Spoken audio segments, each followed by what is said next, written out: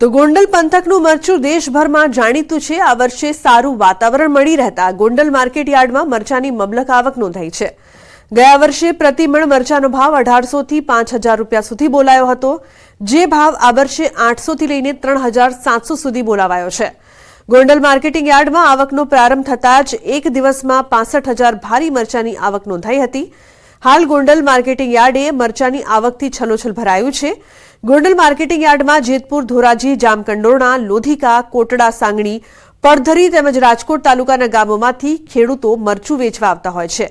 ખાસ કરીને દક્ષિણ રાજ્યમાં ગોંડલના મરચાની વિશેષ માંગ રહેતી હોય છે। આ વર્ષે યોગ્ય વરસાદ અને યોગ્ય વાતાવરણના કારણે મરચાનો પાક વધુ ઉત્પન્ન થયો હોવાથી આવકમાં પણ વધારો નોંધાયો છે। કારણ કે સમગ્ર સૌરાષ્ટ્રમાંથી રાજકોટ, પોરબંદર, અમરેલી, ભાવનગર, સુરેન્દ્રનગર, મોરબી, જામનગર સમગ્ર સૌરાષ્ટ્રમાંથી મરચાનો પાક લઈ અને ખેડૂતો ગોંડલ માર્કેટિંગ યાર્ડ જ પોતાનો માલ વેચવા માટે પસંદ કરતા હોય એટલે જ આવી અત્યારે આવક થતી હોય છે। અને મરચાનું ઉત્પાદન વાતાવરણના હિસાબે થોડુંક નબળું રહ્યું છે, પણ માર્કેટિંગ યાર્ડમાં મરચા લઈને આવતા મરચાના ભાવ 2000 થી માંડીને 3000 રૂપિયા મળતા મને 3200 રૂપિયાના ભાવ મળેલ છે। મરચાના ભાવની આવક સારી છે અને આવકને સમાચારમાં આગળ વાત કરીએ તો ખેડાના નડિયાદમાં ગરીબોનો અનાજ સગે વગે કરવાના કૌભાંડમાં આરોપીઓના 2 દિવસના રિમાન્ડ મંજૂર થયા છે।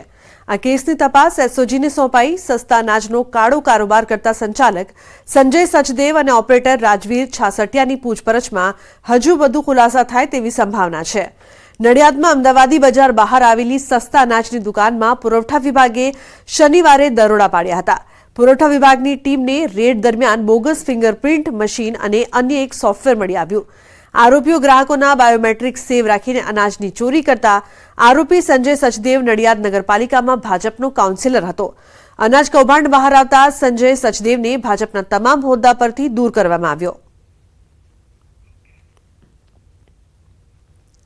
એમને તાત્કાલિક અસરથી જિલ્લા પુરવઠા અધિકારી શ્રી દ્વારા સસ્પેન્ડ કરવામાં આવેલા છે અને જે વધારાનો જથ્થો મળી આવેલો હતો એ સીઝ કરવામાં આવેલો છે। ખેડાના નડિયાદની અંદર જે પ્રકારે સસ્તા અનાજની દુકાનની અંદર બાયોમેટ્રિકની ચોરી કરી, એટલે કે બાયોમેટ્રિક જે લોકો હોય તેમનું બાયોમેટ્રિક તેને જ આપવામાં આવે છે, તે અનાજની બાયોમેટ્રિક સેવ કરી અને તેનાથી અનાજનો જથ્થો ઉપાડીને કૌભાંડ રચવાનો સમગ્ર પર્દાફાશ થતા પોલીસ ચોપડે ગુનો દાખલ થયો છે। આ જે ગુનો કરનાર છે તે અન્ય કોઈ નહીં પરંતુ નડિયાદ નગરપાલિકાના ભાજપના જ કાઉન્સિલર સંજય સચદેવ।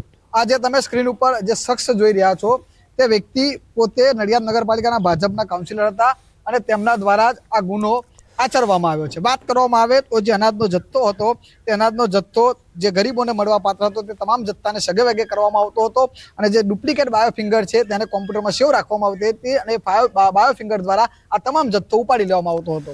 હવે જોવું રહ્યું છે કે આ સમગ્ર મામલે પોલીસ દ્વારા ગુનો દાખલ કરવામાં આવ્યો હતો અને જે પુરવઠા અધિકારી છે તેમના દ્વારા આ જે સંજય સચદેવ છે તેમનું જે અનાજની જે સસ્તા અનાજની દુકાન છે તેનો પરવાનો 6 મહિના માટે સસ્પેન્ડ કરી દેવામાં આવ્યો છે અને પોલીસે આરોપીની ધરપકડ કરી 2 દિવસના રિમાન્ડ મેળવી વધુ કાર્યવાહી હાથ ધરી છે। ઉમંગ પટેલ, ન્યૂઝ 18 ગુજરાતી, નડિયાદ, ખેડા।